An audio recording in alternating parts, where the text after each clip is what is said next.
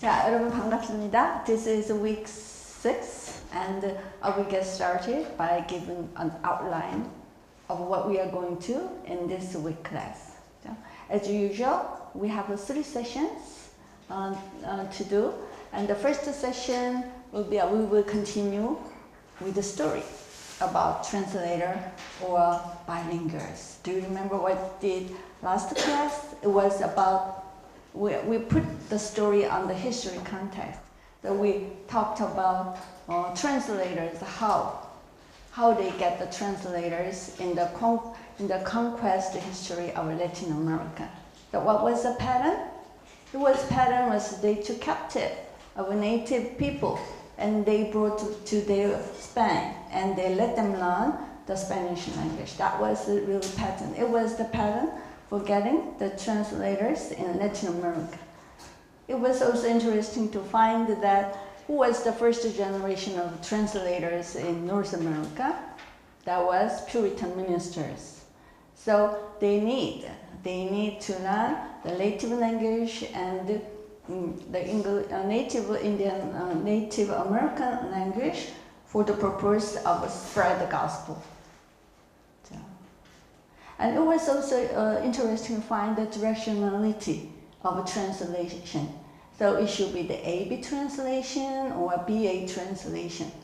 So we were a little impressed by the American preference of their translation for literary works. The Americans, they usually prefer selling their English books rather than importing the foreign language books and to translate into English. So I would say this is a kind of a cultural arrogance because Americans, they were confident about the quality of their English literature, so they thought that, so why we should bother to translate the foreign language books into English. So it was something that we are thinking about the trend in the history context, and we can find a clue to the future trend of translation. 자, 우리 지난주에 통역에 관한 역사를 배웠죠. 라틴 아메리카에는 어떤 통역관이 하나의 패턴이 있어요. 일단 스페니시 정복자들이 도착합니다. 그래서 의사가 안 통합니다. 그러니까 거기에 있는 원주민을 데려다가 유럽에다 보내는 거야. 그래서 유럽의 언어뿐만 아니라 문화를 배우게 하는 거예요. 패션을 배우게 하고 아이디어를 유러피안 스타일로 바꾸는 거예요. 그래서 다시 데리고 오는 거죠. 그래서 다시 통역관으로 사용하는 거예요. 그게 라틴 아메리카의 패턴이었어요. 반면에 북미의 경우는 어땠죠? 북미의 경우는 거기 퓨리탄 목사들이 있었어요. 이 목사들은 전도의 목적으로 그 원주민 언어를 배워야 되거든. 그죠? 그래서 이 사람들이 원주민 언어를 배워서 제1세대 통역관 역할을 한 거예요. 그리고 또한 재밌는 것은 그 AB냐 BA냐 다시 얘기하면 영어에서 그 네이티브 그 영어 원어민들이 영어를 국어로 옮기는 작업에 더 몰두했을까? 아니면 외국어를 영어로 옮기는 그러한 문학 번역 작업에 더 몰두했을까? 그게 궁금하죠. 왜냐하면 지금 미국의 출판 시장이 가장 크거든. 미국의 출판 시장이 1940년 이래로 현재까지 거의 몇 배가 늘었어요. 뭐 수십 배가 늘었다 그랬죠. 그럼에도 불구하고 번역 출판 시장의 규모가 2% 내지 4%밖에 안 된다 그랬어. 그나마 거의 대부분의 번역 시장은 영어로 쓰여진 미국 소설을 외국에다가 번역하는 거, 소개하는 거. 말하자면 미국 소설의 그 셀러의 역할에 더 관심 있는 거예요. 반면에 이제 외국 소설을 영어로 옮기는 번역자분은 거의 관심이 없다는 거죠. 근데 요즘에는 조금 변화가 있어서 예를 들어서 뭐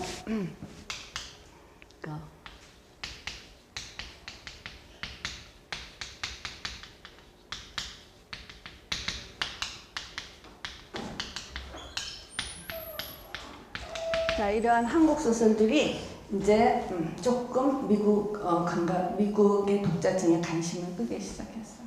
So we are also interested to find a love story between the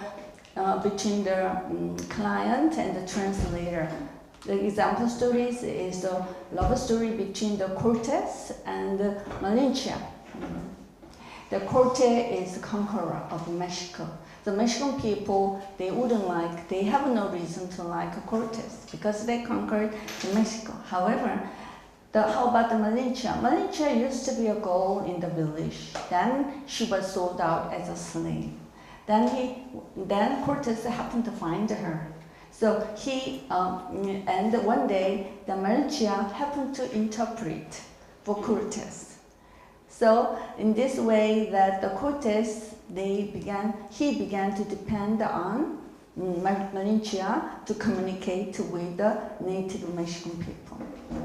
So in another word, she served as a secret agent, an assistant, and helper for Cortes. So eventually, she became mother of his children. But how about the Mexican people? Mexican people, the Malinche was someone like a betrayer. He betrayed the interest of her homeland. So there is a new word in Mexican, Malinchista, that means it betrays something. 반역자. 그죠? 그리고 또 우리가 그 라틴 아메리카의 경우에 그 클라이언트, 고객과 그 통역관 사이에 또 이제 또 어떤 관계가 형성되기 시작합니다. 왜냐하면 이 고객이 통역관한테 의존을 하게 되면, 예를 들어서 말린치아의 경우는 통역뿐만 아닙니다. 비밀 요원으로 역할을 했고 또 카운슬러 역할을 했고 그러면서 아주 조력자로서 아주 절대적인 역할을 했어요. 그래서 it was not only the military warriors but also interpreter like Malinche that really helped him to conquer the Mexico. 그래서 언어학자들은 얘기합니다. 그 코르테스가 멕시코를 정복한 것은 군사적인 힘뿐만 아니다. 말렌치아 같은 그 조력자인 통역관이 있었기 때문이다 라고 말할 정도로 말렌치아의 도움이 아주 절대적이었습니다. So in this way, we have a lot of stories. For example, let's talk about the meeting between Squanto and Bradford. You know the Bradford?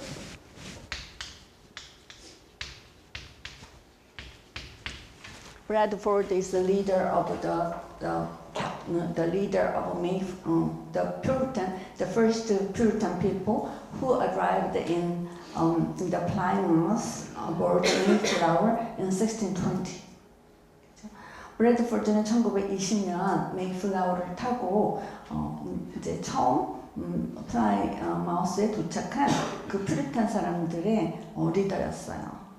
Because it was a little, I would say this is a very meaningful moment when Bradford met native Indian Squanto.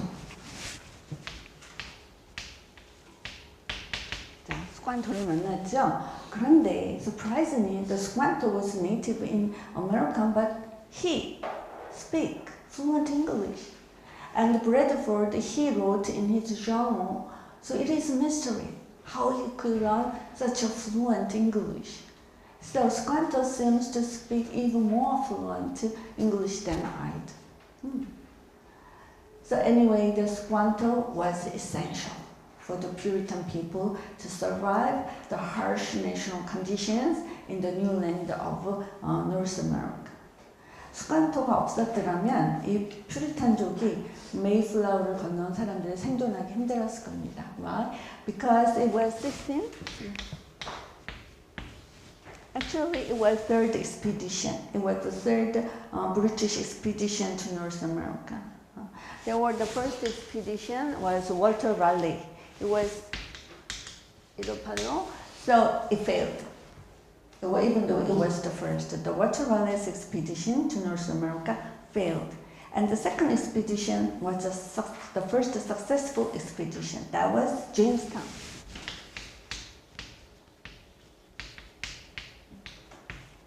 And the Mayflower, that was third expedition.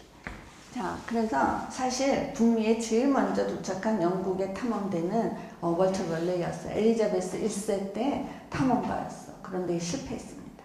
두 번째가 제임스타운을 건설한 두 번째 expedition인데, 자, there was some mystery about this expedition. This is the first successful expedition이지만, however, there is a mystery. 왜냐하면 there was a conflict between native Indians and the British colonists.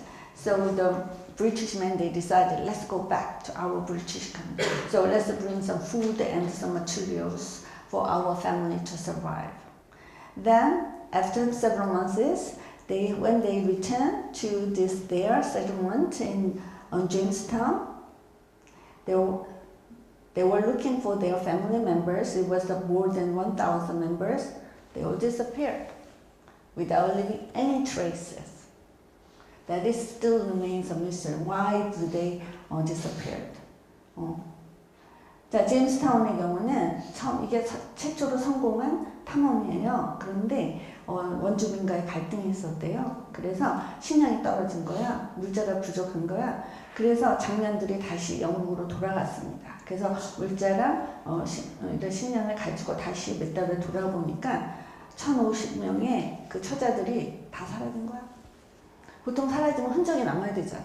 그지? 학살을 했다면 전혀 흔적도 없이. 그게 아직도 미스터리예요. So anyway, that was the first successful permanent expedition이에요.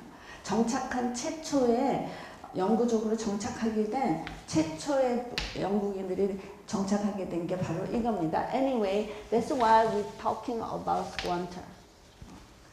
So we must remember, in history of North America, so there was a Native American interpreter who helped the early colonists to survive in the North America. So this is what we have talked about.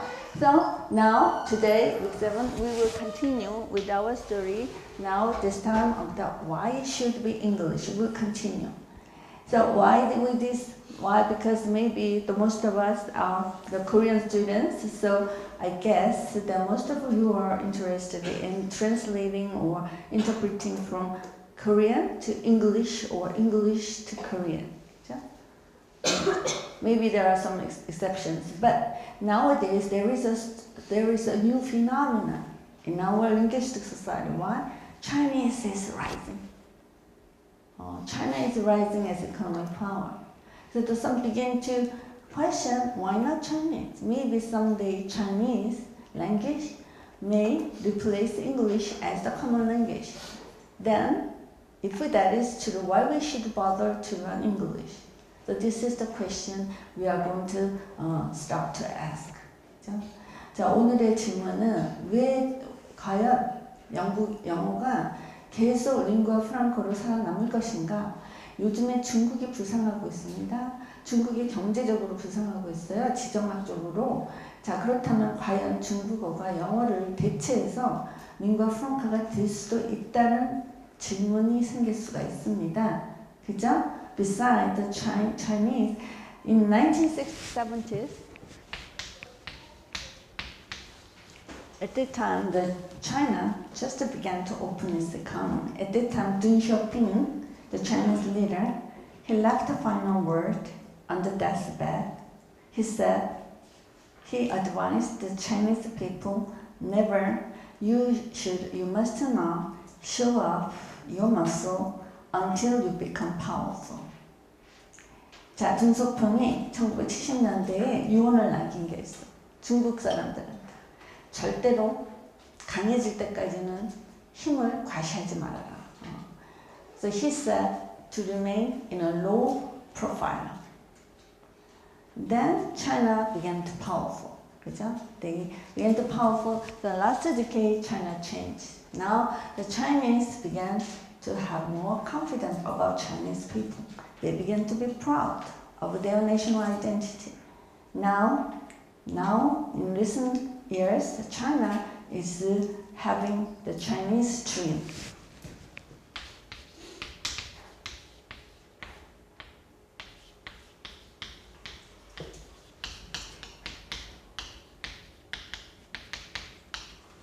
The Chinese dream is just to recover our glory of old ancient China. 요즘에는 이제 중국이 경제적으로 부상하면서 점점 자신감을 갖게 됩니다.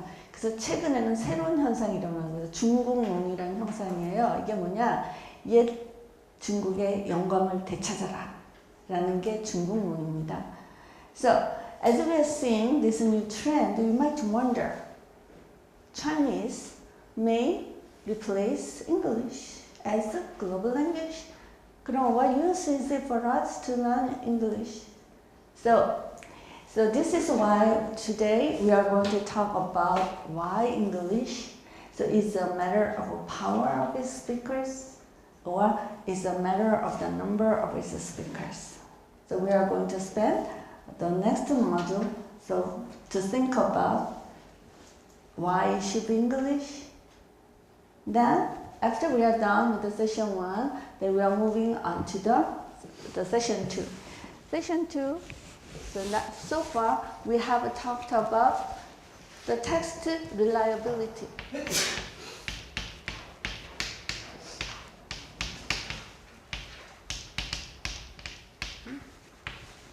텍스트 신뢰도, 그죠? 그래서 we have talked about the Herberts, the Harvey put it on the scale.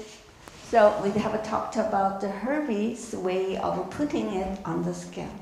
Harvey put it on the scale of textile reliability. Harvey가 그 텍스트 신뢰도에 관해서 자 어떻게 다양해질 수 있는지를 한번 저울에다 올려놓은 거야. 그죠? 그래서 as you see on the left end of the scale, he put the fidelity. And on the right end of the scale, then he put the fluency. 그래서 he also introduced the concept. So this is a choice in between. So it could be if you think the fidelity is more important, then there is some what is type of text reliability. It could be literal translation or faithful. Or it could be adaptation, or it could be free translation, or it could be balanced translation. So this is the way that the Harvey tried to explain how different the text reliability can be. 텍스트 신뢰도가 번역 전략에 따라서 어떻게 달라질 수 있는지를 예를 들어서 가장 원문에 충실한 거는 리터럴이다, 축어역이다. 그리고 가장 목표 언어의 그 사람들이 이해할 수 있도록 하는 것은 그게 예를 들어서 adaptation이다, 번안, 그죠? 아니면 free translation이다. 그렇게 설명을 했습니다. So from this on, we are going to talk about introduce Professor Lee Yong-sung. He has the similar idea.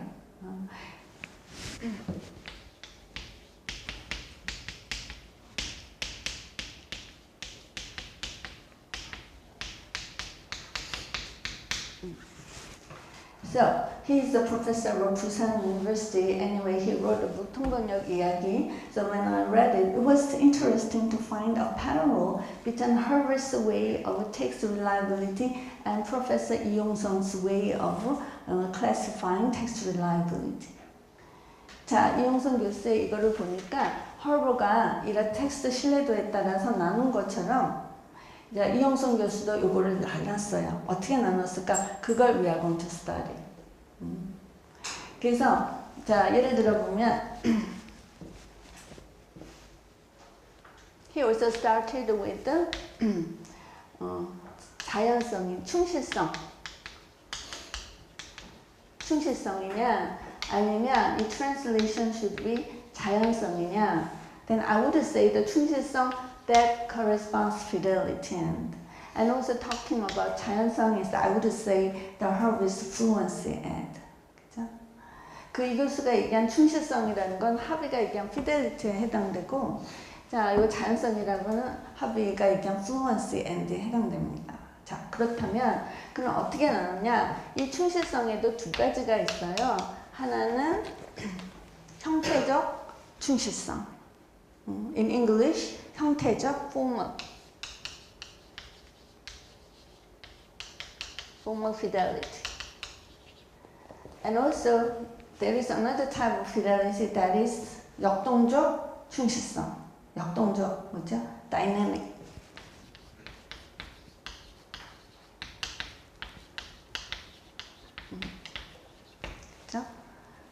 And also in this fluency level, he also classifies into one that is formal fluency.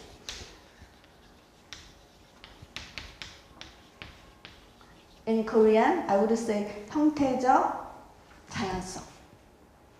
And also the other word is dynamic. 이것은 역동적 자연성. 그렇죠? So it might be good if you read this book. It's only the 3 chapters of this book. Anyway, we will continue to study. So he's talking about if you choose the formal fidelity as a textile reliability, what strategies can you use? 자, 예를 들어서 만약에 번역가로서 여러분이 텍스트 유형들을 그 형태적 충실성, 자, 요것을 이제 하기로 했다, 결정을 하면 거기에 따르면 번역 전략이 뭐가 있어야 되는지 그걸 설명합니다. 또 예를 들어서 if you choose to use the dynamic fluency as a textile, as text reliability, what strategies can you use? 자, 예를 들어서 만약에 번역가가 역동적인 이런 자연성을 만약에 선택을 했다면 어떤 번역 전략을 사용할 수 있는지 그걸 설명합니다. This will be the next topic when we are doing in the weeks 8 and week 9. So anyway, so today, so in the session 2, we are doing on one thing that about the equivalence. We'll get back to equivalence concept. This is the relationship between the source language and target language. So we are going to repeat it. How Professor Yongsung explains on the equivalence on the session 2. Then we get back to session 2. And also when we are done with the session 2 and we have some session 3, and today it will be the site translation. That we are going to practice site translation. So this is in 문장 구역. And so far, I'd like to remind you, so far, what kind of skill we did. First of all, we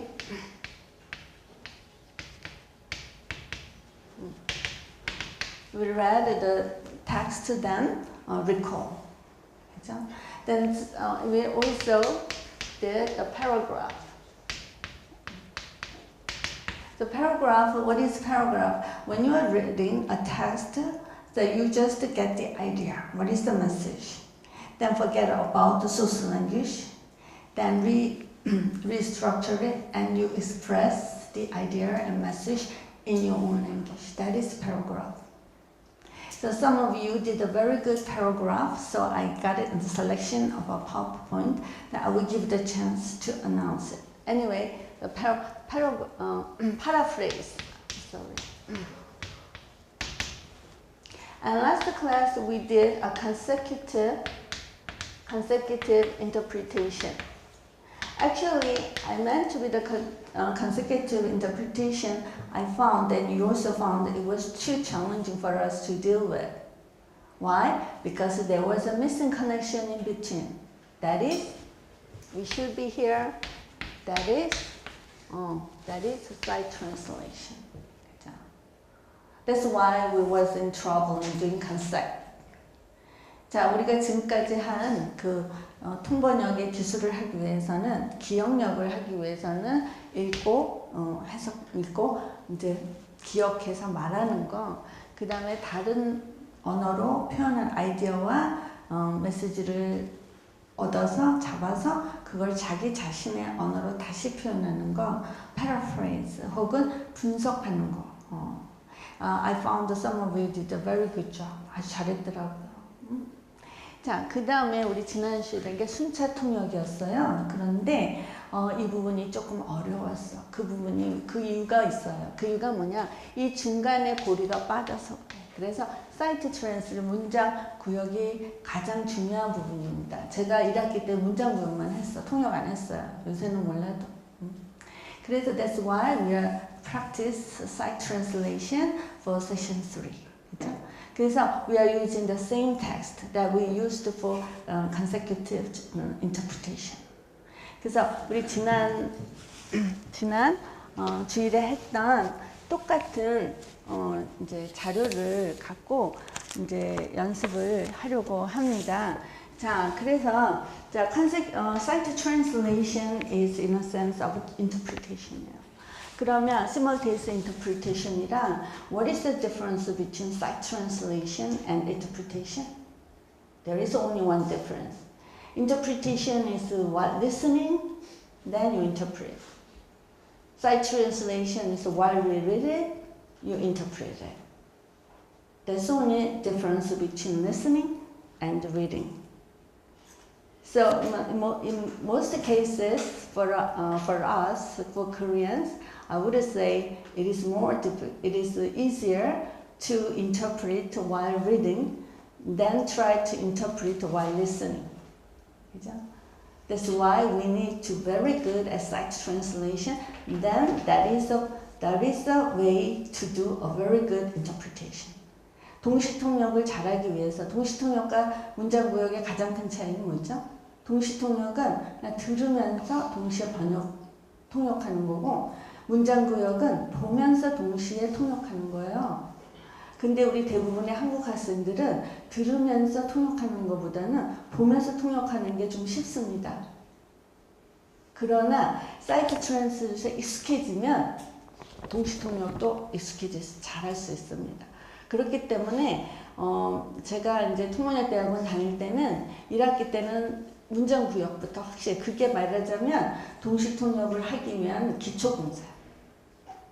그래서 that's why we are doing the site translation for session 3. 자, 그러면 예를 들어 볼까요? 우리 지난 시간에 I fixed English 이거 있죠? The English Keeper, 그죠? 자, 그걸 한번 제가 site translation 해보겠습니다. 한번 해볼까? 보면서 could you bring out this English Keeper? 한번 꺼내보세요. 그것만 하면 I will wrap up the module 1 of week 6 and the session 1 class. 끝내보세요. 자, for example, you can say 여러분 상상해 보십시오. 영어 대신 덴마크, 스페인, 아니면 스웨덴 혹은 핀란드 언어를 세계 공용어로 사용하는 세상 말입니다. 영국에 알프레드 대왕이 없었다면 아마도 바이킹이 사용하던 언어가 세계 공용어로 사용하고 있을지도 모릅니다. 그가 바이킹 공격을 막아내고 평화 협정을 맺었기 때문에 영어는 살아남을 수 있었다고 봅니다. 그는 40세에 라틴어를 배웠고 종교 서적 번역을 감독했어요. 그리고 로마 줄리어스 시저가 한국에 온 앵글로색슨 연대기를 쓸 수 있도록 했습니다. This example of site translation of our English text, The Keeper of English. So let's move on to the second text that is a fixer of English, Geoffrey Chaucer. So I would say 14세기 영어는 온갖 수많은 방언투성이었습니다. 같은 국가 영국에서도 다른 지방에서 온 사람들끼리 소통이 불가능했지요. 그러나 14세기에 말로 접어들자 상황이 변했습니다. 우리 지아포리 초서가 사용한 이스트 미들랜드 방언이 가장 많이 사용하는 방언이 된 거예요. 그리고 오늘날 우리가 사용하는 표준 영어의 초석이 된 겁니다. 그가 이스트 미들랜드 방언으로 작품을 했는데 그것이 오늘날 우리가 사용하는 영어의 표준이 된 겁니다.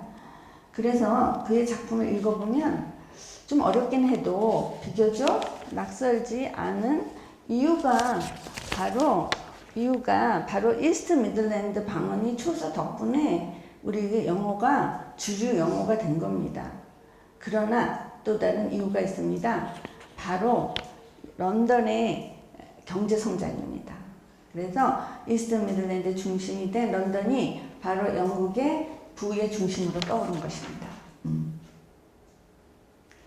So this wraps up the first module of Week's class.